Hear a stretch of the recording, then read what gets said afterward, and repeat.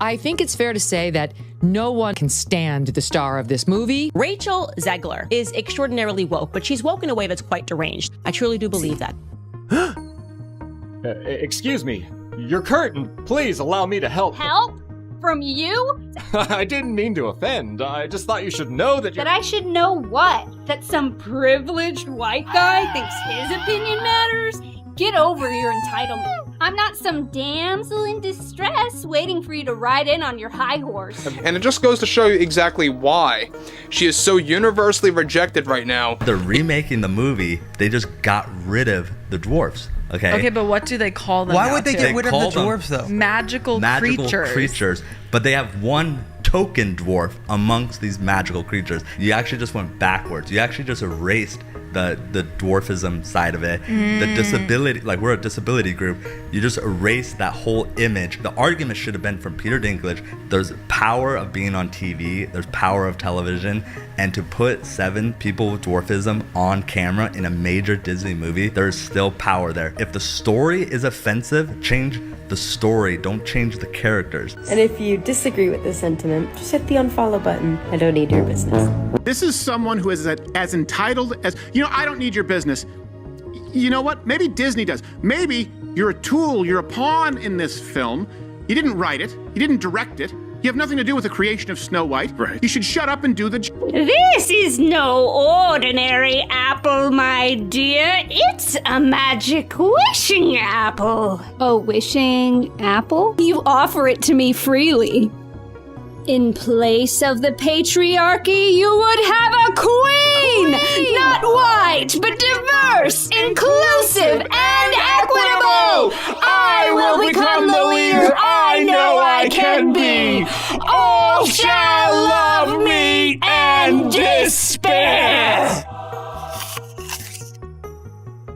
Oh, what has she done to you? Fear not. First love's kiss can break any curse. I'm gonna stand there 18 hours in a dress of an iconic Disney princess. I deserve to be paid for every hour that it is streamed online. There's something wrong with her. She's disturbed, she's unhappy, and she thinks it's about feminism and the patriarchy and about abortion. But the reality is she's just not stable, like the majority of people in Hollywood. They're just not stable human beings. I would highly advise that you boycott this film, no matter how much your children love Snow White. I can also be having the greatest time and simultaneously wishing people would stop sending me death threats. I know this point has been made, but this truly is the worst casting maybe in the history of the film industry. When I win, the winged victory came to the Louvre in pieces, and people still line up to see her. And I can only hope that despite my flaws, and despite my cracks and my breaks, and there are many of them, that at every premiere, and everything I do, people will wait in line to see. I am walking into Snow White, 2 p.m., now seating. Let's see how empty it is. I hope it's off the woke we go. I hope. Sound like I hear a couple of people.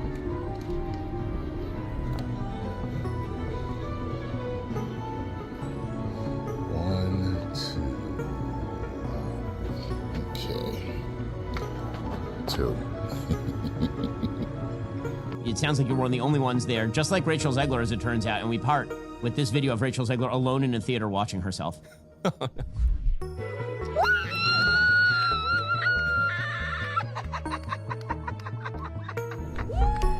One of the most unlikable humans. That ever. is sadder than when the original Snow White eats the apple. The Simpsons are preparing to air an episode that doesn't just parody Rachel Zegler, it roasts her.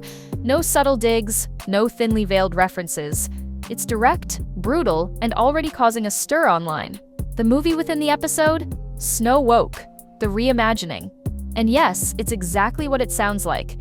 But the real punch isn't in the script, it's in the timing.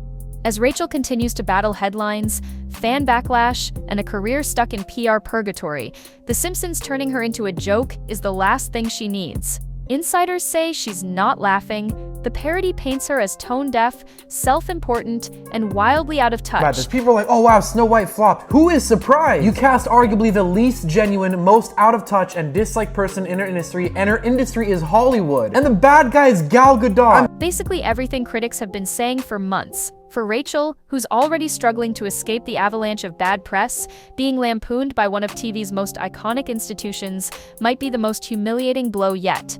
One thing about Snow White in particular has a lot to do with Rachel Zegler's firing situation. We already talked about how she was let go from various projects by the Walt Disney Company, including doing voiceover work for Toy Story 5. To understand how we got here, you have to rewind to what was once a Cinderella story in the making. Rachel Zegler was Hollywood's next breakout star. After her critically acclaimed performance in West Side Story, she was cast as the lead in Disney's live-action Snow White. It should have been her biggest moment. But almost as soon as the project was announced, things started spiraling, not from the movie itself, but from the discourse surrounding it. Rachel's interviews quickly became the center of attention. I just mean that it's no longer 1937. She's going to be saved by the prince, and she's not going to be dreaming about true love. She's dreaming about becoming the leader she knows she can be. Rather than focusing on the legacy of the character or her excitement to take on such a beloved role, her soundbites leaned heavily into criticism of the original film. In one now viral clip, she said the prince in the 1937 cartoon literally stalks her, and that the story was weird and outdated. The internet exploded. For many fans, it wasn't just a take. It felt like she was mocking the very foundation of the classic she was being paid to represent. Rachel Zegler just keeps making things worse with the Walt Disney Company. The more that she tries to defend this movie, the more that she tries to spew her agenda onto the general public, it's only making matters worse. Not just for Bob Iger, but for whatever is left of the image of Disney as a whole. The backlash gained momentum, especially as more interview clips surfaced. What some praised as bold and modern, others saw as condescending and out of touch. I just want to tell you guys about a incredible movie that just came out, Snow White. Wow. I just got to tell you, best movie I've seen in years, and there have been some really, really good films lately. Madam Web, Rebel Moon Part 1, that movie, that transgender one with the Mexican drug lord. But Snow White blows them all away. Chat, this movie has everything. Horrifying, CGI, little people, check. A feminist princess who don't need no man, double check. Diddy dance party at the end, double Diddy check. All this to say, go see Snow White right now. The new one.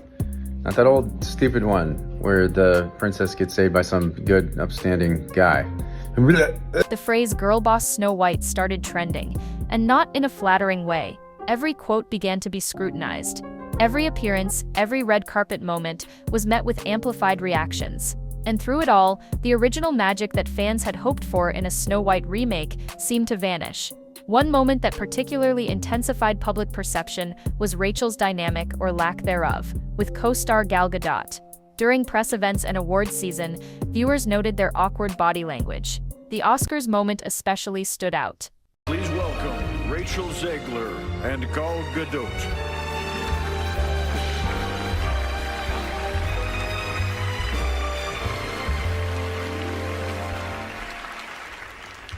Visual effects push the boundaries of what we see on screen. Their work makes the impossible seem possible. With breathtaking ambition, they create magic that wraps its arms around our wildest imaginations. Here are the nominees for Best Visual Effects. While they presented together on stage, fans observed zero chemistry and very little interaction. Rumors swirled that Gal had chosen to distance herself from the controversy, and that behind the scenes, things weren't exactly friendly. As all this was unfolding, Disney remained unusually quiet. No major course corrections, no adjusted messaging, just business as usual. But the film itself wasn't connecting with audiences. Gone were the iconic dwarfs. Gone was the prince. Gone was the classic tone. Instead, what made it to theaters was a politically reworked narrative that left many longtime fans confused. Was this even Snow White anymore? That question, once rhetorical, became the heart of the backlash. Snow White gets her name, not from the fairness of her skin, as we obviously know Rachel Zegler would be a miscast in that sense. Instead, she gets her name from surviving a snowstorm. That audiences walk away from this film with an understanding of the true meaning of fairness, of what it means to be fair in this world.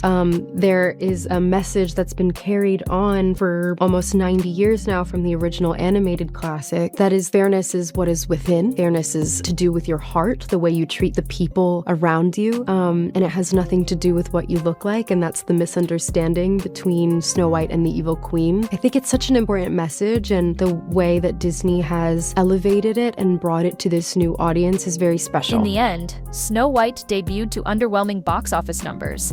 Despite its name recognition and Disney's marketing power, it failed to find footing. It wasn't the first live-action remake to struggle, but it was perhaps the most divisive. And now, it's being immortalized in pop culture the way The Simpsons does best, with biting satire that cuts close to the truth. For Rachel Zegler, what began as a career-defining opportunity has become a cautionary tale about public image, franchise loyalty, and the fine line between empowerment and overreach.